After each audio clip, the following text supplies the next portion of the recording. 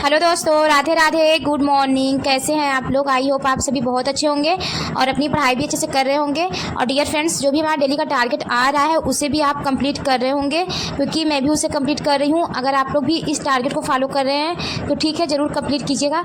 अगर आप लोग इस टारगेट को फॉलो नहीं कर पा रहे हैं तो आप अपना खुद का ज़रूर टारगेट बनाइए। अगर आप लोग पढ़ाई कर रहे हैं, मैं पढ़ाई कर रही हूँ या फिर कोई भी पढ़ाई कर रहा हो, तो हर किसी को दिन भर के लिए टारगेट ज़रूर बनाना चाहिए। क्योंकि अगर हम टारगेट बना के पढ़ेंगे ना, तो फिर अगर हमारा वो कंप्लीट नहीं हो पाता है तो हमें बहुत अजीब लगता है कि यार हमने अपना टारगेट कंप्लीट ही नहीं कर पाया।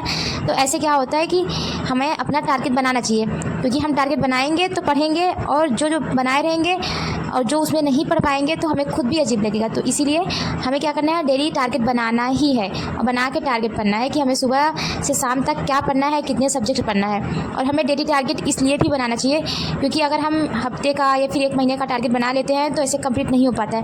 क्योंकि कभी कभी ऐसा होता है कि किसी दिन कहीं जाना पड़ता है या फिर कुछ प्रॉब्लम आ जाती है, तो फिर ये ज़रूरी नहीं रहता है कि उस दिन का हमारा टारगेट कंप्लीट हो ही पाए। तो इसीलिए हम क्या करते हैं, शाम को बनाते हैं कि हमें कल कुछ काम करना है या फिर कहीं जाना है। तो ऐसे हम क्या करते हैं, जब सोने जाते हैं उसी के पहले ही टारगेट बना लेते हैं कि कल सुबह हमें क्या क्या पढ़ना है और कितने घंटे पढ़ने हैं और क्या सब्जेक्ट हमें कंप्लीट करना है। तो डियर फ्रेंड्स, इसीलिए हम क्या करते हैं, डेली का टारगेट बनाते हैं। ऐसा नहीं बनाते हैं कि हाँ एक दिन, 2 दिन या फिर एक हफ्ते का टारगेट बना के रख लिए हैं और फिर उसे कंप्लीट ही ना कर पाएँ। तो डेली का टारगेट बनाते हैं। जिस दिन हम नहीं कंप्लीट कर पाते हैं, जिस दिन हमें कहीं जाना है, तो उस दिन मुझे लगता है कि हाँ आज हम नहीं पढ़ पाएंगे, तो उस दिन का टारगेट हम नहीं बनाते हैं। और आप लोगों के क्वेश्चंस आ रहे थे कि मेरा सिलेबस कंप्लीट हो चुका है या नहीं हुआ है। तो मेरा सिलेबस अभी पूरा कंप्लीट नहीं हुआ है।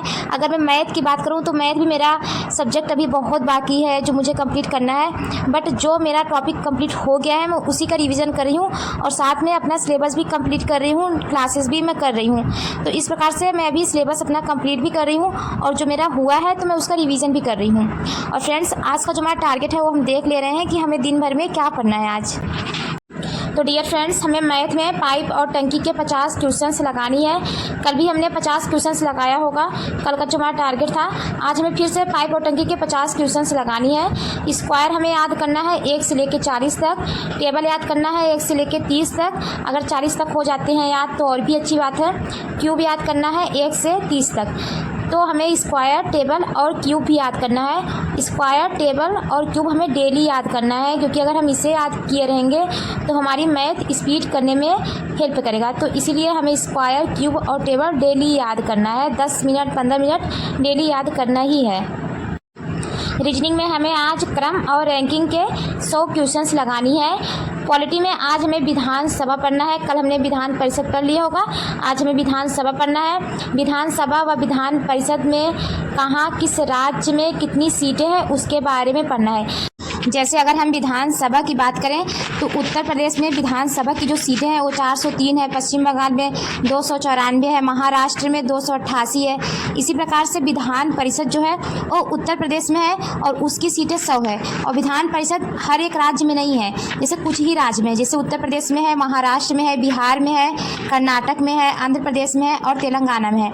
तो इस प्रकार से जैसे कि तेलंगाना में विधान परिषद की 40 सीटें हैं, वहीं तेलंगाना में अगर हम विधानसभा की बात करें तो 119 सीटें हैं। तो इसी प्रकार से आंध्र प्रदेश में विधानसभा की 58 सीटें हैं, तो विधान परिषद की 58 सीटें हैं और विधानसभा की 175 सीटें हैं। तो इस प्रकार से हमें क्या करना है, विधानसभा और विधान परिषद के बारे में पढ़ लेना है, कहाँ पर कितनी सीटें हैं, क्योंकि इससे भी बहुत ज़्यादा क्वेश्चंस पूछे जाते हैं।